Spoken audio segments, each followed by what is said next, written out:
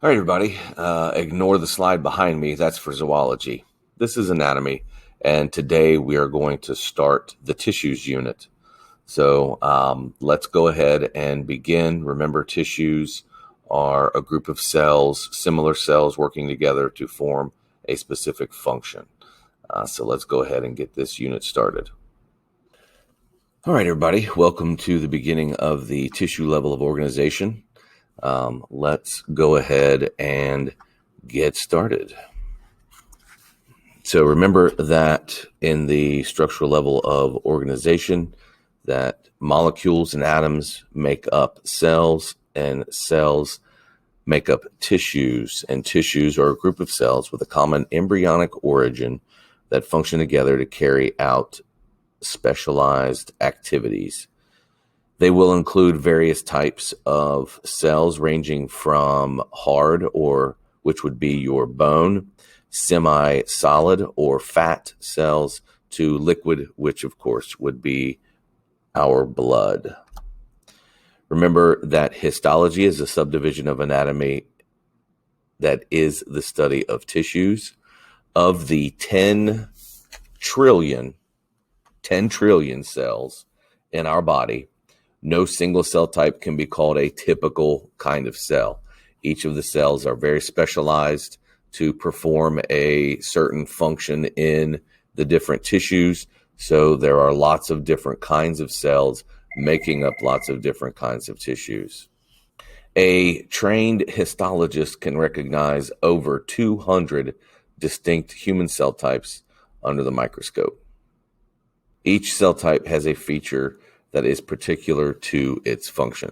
So whether it is a skin cell or a muscle cell, a liver cell, they're all very specific to their different function in their tissue. There are 4 basic kinds of tissues, and we will get into more detail into these 4 different kinds later. But of all the cells in the body, they combine to make only those 4 basic tissue types. That is the epithelial tissue, which is this right here as an example of epithelial tissue. It is the covering and lining type of tissue. Connective tissue, here's an example of connective tissue. It holds everything together. You could probably tell by its name, connective. Muscular tissues, there are 3 kinds of muscle tissue. This is one kind right here. And nervous tissue, this is a nerve cell, and they're pretty much all the same size and shape. So epithelial tissues cover the body surfaces, form glands, line hollow organs, body cavities, and ducts. And they are arranged in a multitude of cell layers and cell shapes. And we will get into that in a little more detail. Connective tissues protect, support, and bind things together. Fat is a type of connective tissue that stores energy. It is known as adipose tissue. Red blood cells, white blood cells, and platelets are all considered to be connective tissue. Muscle tissue generate the physical force needed to make body structures move. Not only do they move body parts, but they move things through body parts, such as smooth muscle will move food through your GI tract, and some smooth muscle in the blood vessels will help move blood through your veins.